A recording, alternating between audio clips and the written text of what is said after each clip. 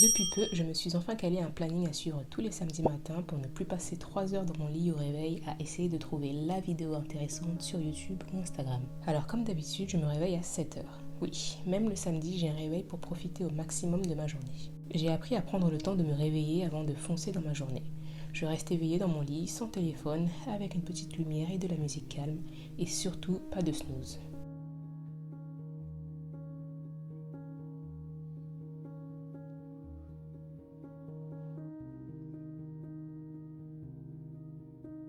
Puis, quand je suis sortie de cette phase entre rêve et réalité, j'ouvre mes volets, j'aère la chambre et le lit pendant que je suis dans la salle de bain.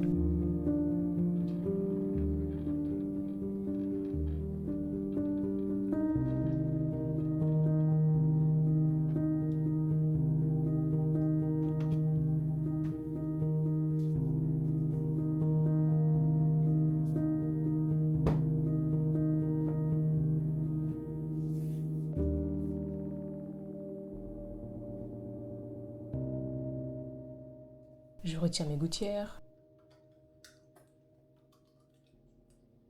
je mouille mon visage, action ultime pour me réveiller.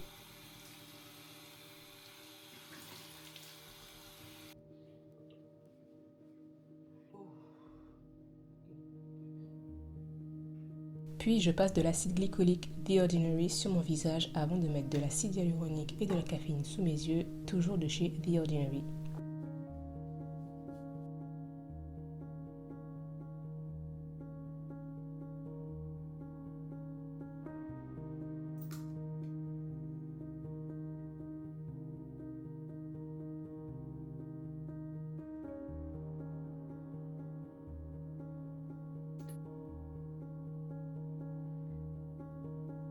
J'hydrate ma peau avec ma crème CeraVe.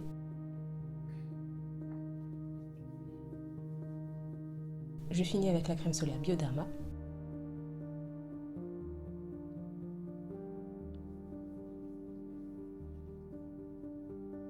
Et parce que j'ai des problèmes de mucus coincés au fond de mon nez, je fais un lavage de nez avec du sérum physiologique tous les jours, matin et soir. Je finis par ouvrir les volets du salon et me pose sur le canapé avec mon verre de kéfir.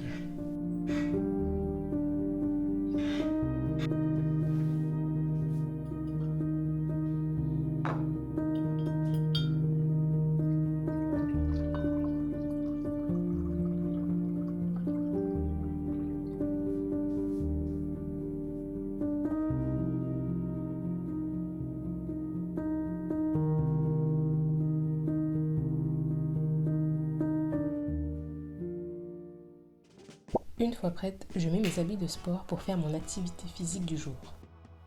Je fais de la place en déplaçant les meubles, je récupère mon tapis et c'est parti pour une séance de mobilité.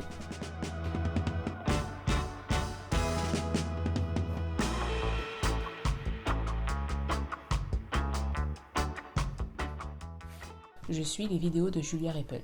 En ce moment, j'y vais doucement avec des séances de 15 minutes seulement. J'envisage aussi de reprendre un peu le yoga ou marcher autour de chez moi. J'ai découvert la mobilité l'année dernière quand mon corps était totalement HS pendant la préparation de mon premier 10 km. J'aime voir la mobilité comme des étirements un peu poussés.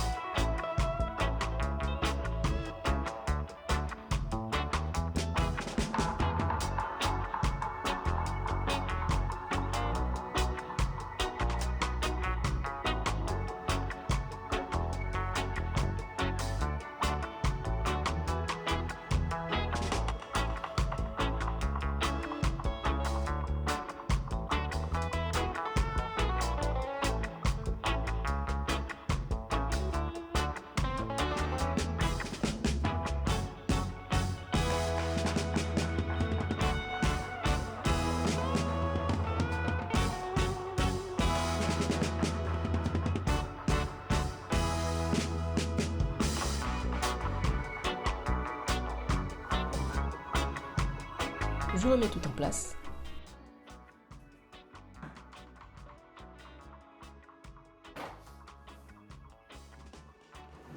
Puis je passe en tenue de maison. Pour cet été, c'est crop, sweatshirt et un short.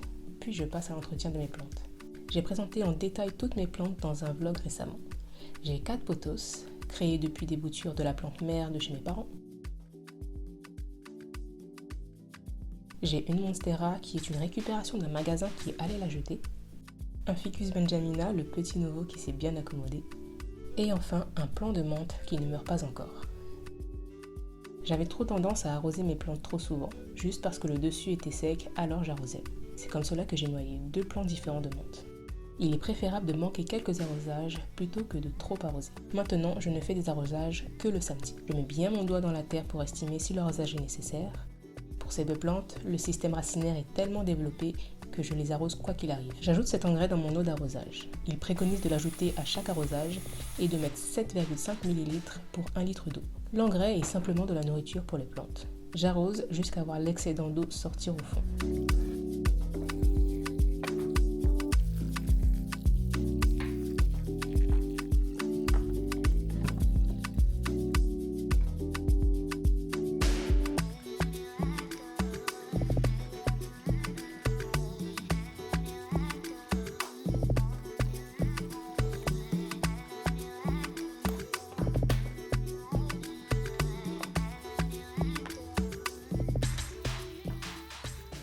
Quand tout cela est terminé et rangé, je passe à mon petit déjeuner habituel. Je sors tous mes ustensiles et les aliments.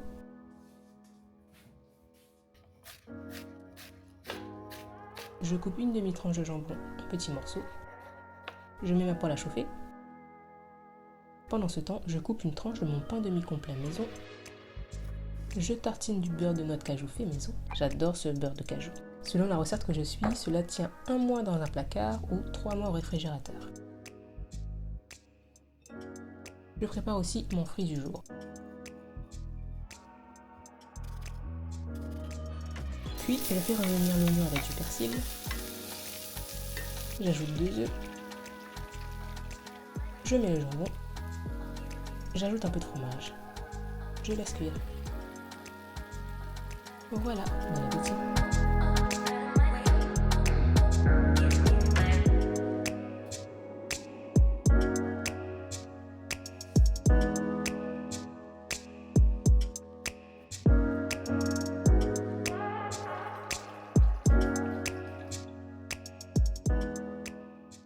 J'enchaîne avec mon point administratif de la semaine. Toutes les semaines, je complète mon suivi financier avec les dépenses de la semaine et note les factures qui ont été prélevées. Cela me permet de rester sur le bon chemin et ne pas dépenser plus que ce que j'ai.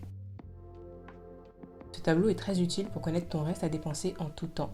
Et cela prend bien en compte toutes tes factures en une seule fois, comme si elles étaient prélevées en une fois le premier du mois.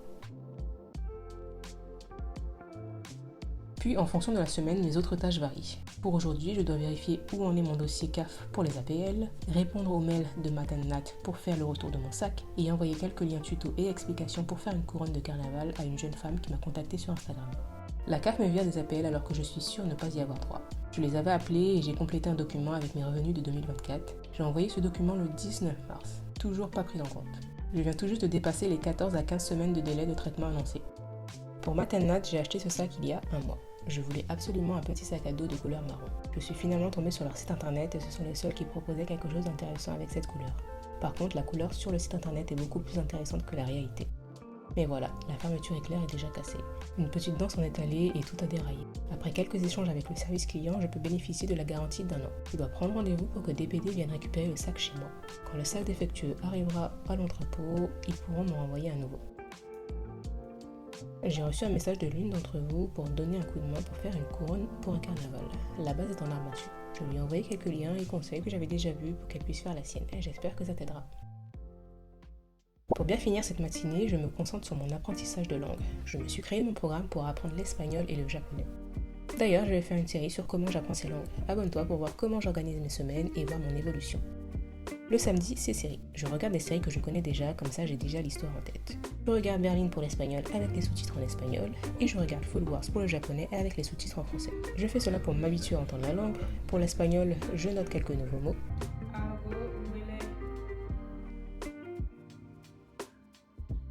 Par contre, pour le japonais, je suis beaucoup trop débutante pour distinguer des mots en particulier.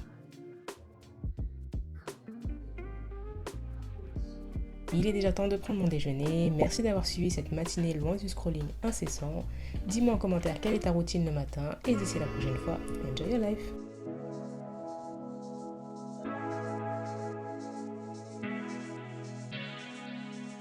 Girl, I realize all I need